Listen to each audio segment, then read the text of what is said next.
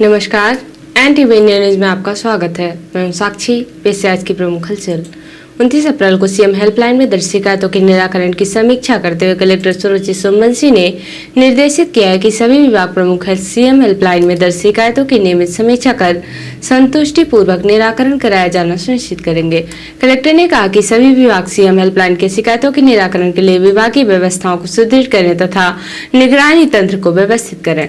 Collector ने निगरानी के लिए जिला स्तर पर कंट्रोल रूम बनाने के निर्देश दिए हैं। उक्त कंट्रोल रूम समस्त L1 तथा L2 अधिकारियों से संपर्क कर शिकायतों का निराकरण सुनिश्चित कराएंगे। साथ ही शिकायतकर्ताओं से भी रैंडम आधार पर संपर्क कर शिकायत की वस्तुस्थिति की जानकारी प्राप्त करेंगे। कलेक्टर ने 50 दिवस से अधिक लंबित शिकायतों तथा गत माह में प्राप्त शिकायतों को प्राथमिकता पर निराकृत करने के निर्देश दिए हैं। कलेक्टर ने हितग्राहियों के हित लाभ वितरण तथा भुगतान संबंधी शिकायतों के निराकरण को गंभीरता से दर्ज कराने के निर्देश दिए हैं। कलेक्टर ने शिकायतकर्ताओं से संपर्क कर उनकी समस्याओं को तत्परता से निराकरण करने के निर्देश दिए हैं। कलेक्टर ने सीधी जिले की जलवायु को देखते हुए किसानों की आजीविका संसाधनों में वृद्धि के लिए कृषि एवं उद्यानिकी के क्लस्टर विकसित करने के निर्देश दिए हैं।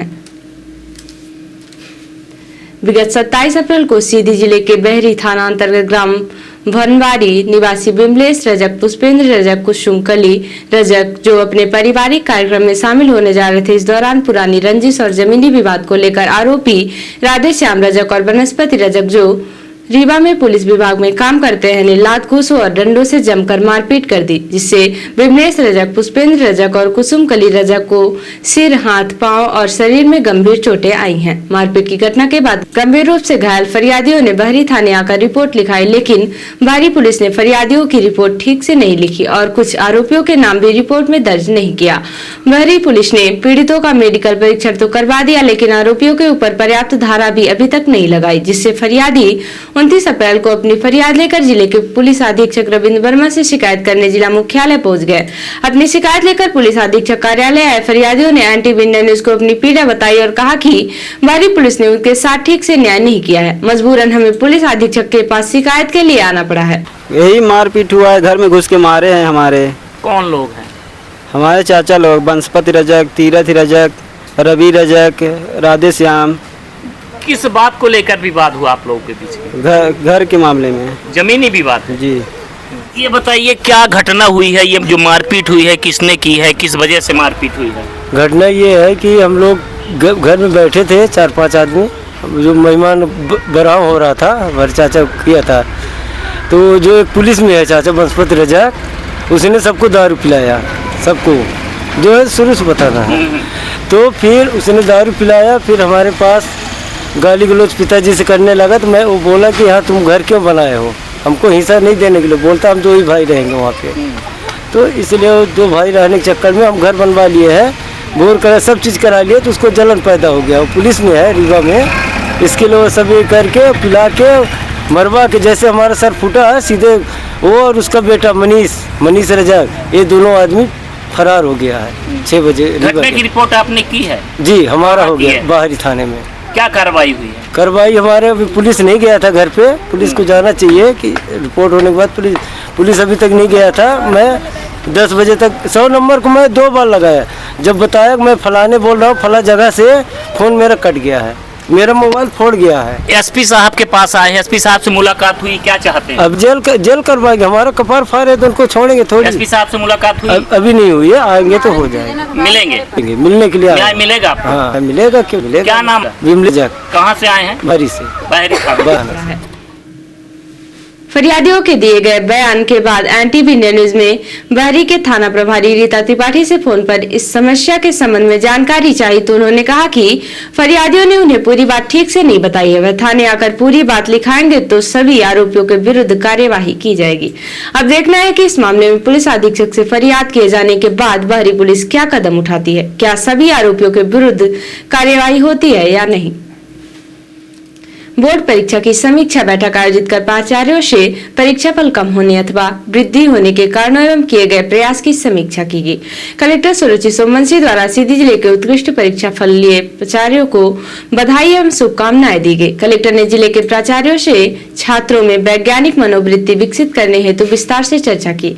चर्चा में कलेक्टर ने अंधविश्वास से भरे मत जो सामाजिक नियमों के विपरीत है, विज्ञान और विश्वास के बीच अंतर जो विद्यार्थी कला संकाय के हैं उन्हें भी सामान्य विज्ञान का ज्ञान अनिवार्य रूप से हो आदि विषय पर प्राचार्यों से विस्तार से चर्चा की। कलेक्टर ने अगले वर्ष और बेहतर परीक्षा परिणाम हेतु अभी से कार्य योजना बनाकर मेहनत करने की समझाइश दी। उल्लेखनीय है कि सीधी जिले का वर्ष 2024 में कक्षा 10वीं में कुल दर्ज 17,533 में 17,355 विद्यार्थी शामिल हुए हैं और 11,079 विद्यार्थी उत्तीर्ण हुए। इस प्रकार कक्षा 10वीं का परीक्षा फल 63.84% रहा।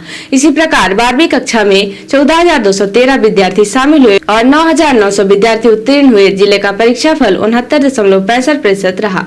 हाई स्कूल में सीधी जिले का परीक्षा परिणाम गत वर्ष की तुलना में कम रहा। बैठक में सहायक आयुक्त doctor DK Dwivedi, ADPC Praveen Shukla, सभी विभाग खंड शिक्षा अधिकारी, योजना अधिकारी आदित्य पांडे, रामकृष्ण तिवारी, देवेंद्र तिवारी उपस्थित रहे।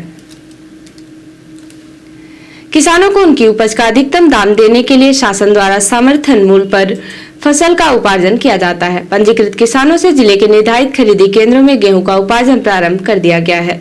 जिले भर में सहकारी समितियों के माध्यम से नागरिक आपूर्ति निगम द्वारा गेहूं की खरीद की जा रही है। गेहूं उपार्जन के लिए स्लॉट बुक करने का कार्य आरंभ हो गया है। इस वर्ष किसानों को गेहूं खरीद के लिए SMS नहीं भेजा जाएगा। किसान गेहूं के बिक्री का दिनांक तथा समय mpuparjan.nic.in पोर्टल पर स्वयं बुक कर सकते हैं। किसान अपने पंजीकृत एंड्रॉइड फोन, लोक सेवा केंद्र, ग्राम पंचायत, MP ऑनलाइन के कियोस्क सेंटर, उपार्जन केंद्र तथा इंटरनेट कैफे का उपयोग कर गेहूं उपार्जन के लिए स्लॉट बुक कर सकते हैं। किसान प्रतिदिन प्रातः 9 बजे से दोपहर 1 बजे तक तथा दोपहर 2 बजे से शाम 6 बजे के बीच स्लॉट बुक कर सकते हैं। गेहूं का उपार्जन प्रत्येक सप्ताह सोमवार से शुक्रवार तक किया जाएगा। किसान द्वारा बुक किए गए स्लॉट की वैधता 3 कार्य दिवस की होगी। जिस तहसील में किसान की भूमि है उस तहसील के किसी भी खरीदी केंद्र में अपना गेहूं बेच सकते हैं। रिपोर्टर नैनीताल हिमानी रौतेला ने बताया कि नैनीताल में जैसे जैसे गर्मी का प्रकोप बढ़ता जा रहा है वैसे वैसे तरह तरह के मरीजों की संख्या भी बढ़ती जा रही है। नैनीताल के BD पांडे अस्पताल में बीमार और परेशान मरीजों की भारी संख्या पहुंच रही है, जिससे मौसम के कहर का अनुमान सहज ही लगाया जा सकता है।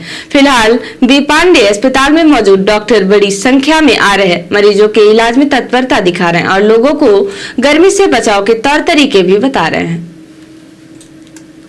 और अब पेश है प्रादेशिक हलचल। कलेक्टर से बोली अतिथि शिक्षक, आपका नाम लिखकर सुसाइड कर लूंगी। छिंदवाड़ा में सैली ने मिलने पर कलेक्टोरेट पहुंची थी। इंदौर में कांग्रेस प्रत्याशी भाजपा में शामिल, तीर निर्दलीय बोले फर्जी साइन कर हमारी नाम वापसी कराई। नगरीय प्रशासन विभाग के संयुक्त संचालक समेत 6 कर्मचारी निलंबित, सरकार को 2 करोड़ का आर्थिक नुकसान पहुंचाने का आरोप। और जबलपुर में 3 लोगों ने भाजपा नेता पर चाकुओं से हमला किया, गले की आर पार हुआ। और अब पेश है राष्ट्रीय हलचल। सेक्स स्कैंडल में फंसा पूर्व PM देवगौड़ा का पोता। बीजेपी नेता ने पहले ही हाईकमान को लिखी थी चिट्ठी। जम्मू कश्मीर के सोनमर्ग में एवलांच 1 की मौत। पिछले 36 घंटे से बारिश बर्फबारी जारी। बिहार में अमित शाह का हेलीकॉप्टर हवा में लहराया, उड़ान भरने के तुरंत बाद 2 फीट नीचे आया, पायलट ने संभाला। और राहुल गांधी बोले 50% से ज्यादा का रिजर्वेशन देंगे। बिलासपुर में कहा सरकार आते ही किसानों का कर्ज होगा माफ। तो ये थी आज की प्रमुख हलचल। नमस्कार।